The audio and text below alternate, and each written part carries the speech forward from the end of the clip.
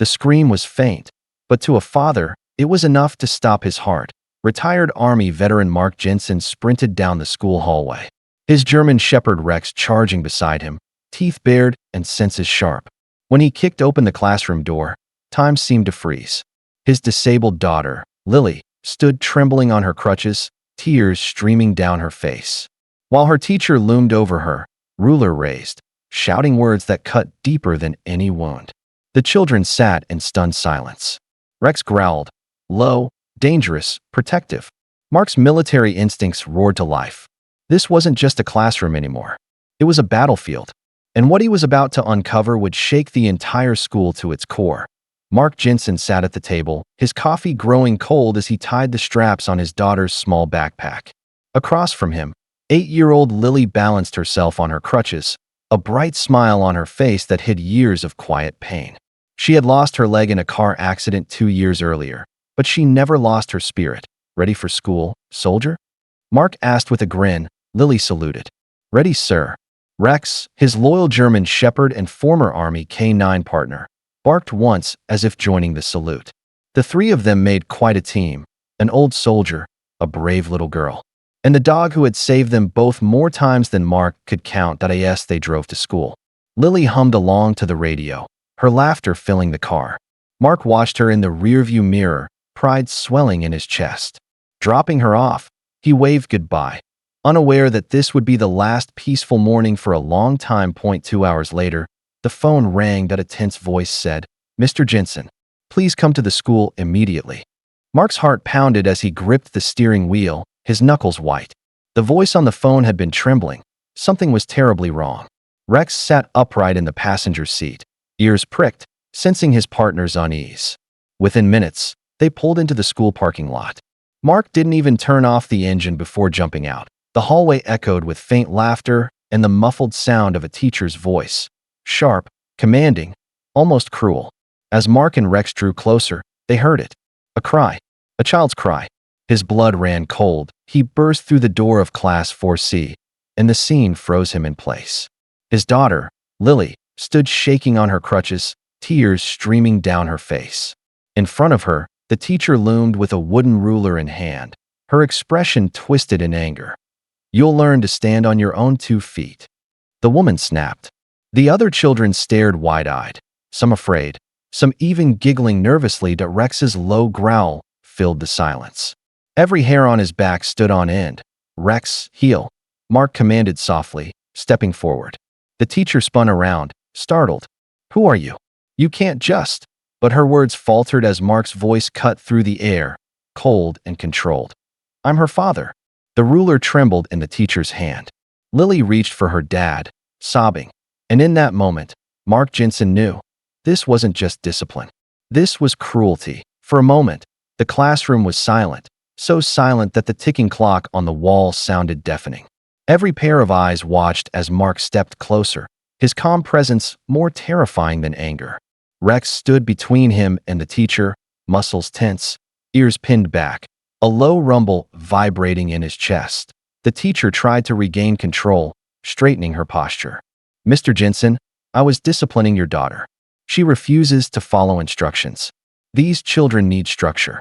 Her tone wavered, but she tried to sound authoritative. Mark's eyes burned. Structure? He repeated quietly. You call humiliating a child structure? He knelt beside Lily, gently taking her hand.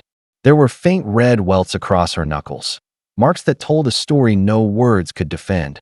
Lily trembled, whispering, Daddy, I didn't mean to fall. My crutch slipped. Mark's jaw clenched. She slipped, and you hit her? The teacher opened her mouth, but no words came. A few students gasped. One boy secretly raised his phone, recording everything. Rex stepped closer to Lily, pressing against her side protectively. His growl deepened, his eyes locked on the woman who had hurt the girl he adored. Stay back, Mark said to Rex, though his voice shook with emotion. Then he stood, towering over the teacher. You ever raise that ruler again, and I swear, you'll answer for it.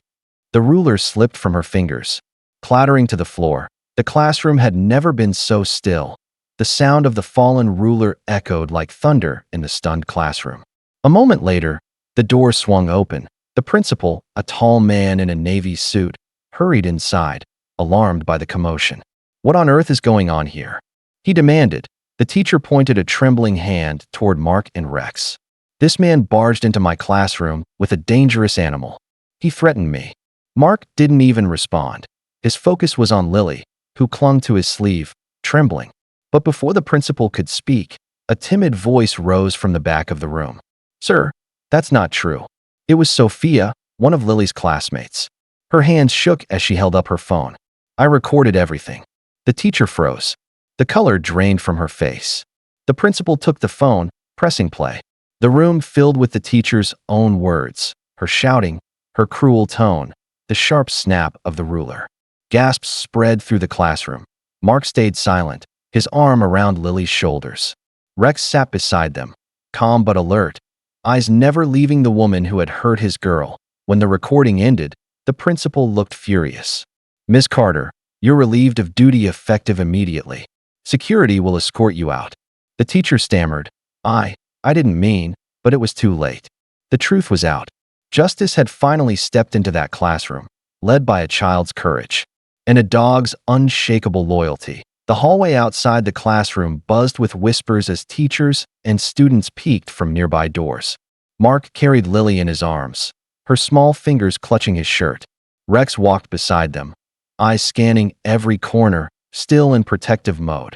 Once they reached the nurse's office, Mark gently set Lily down on the cot. "Are you okay, sweetheart?" he asked softly.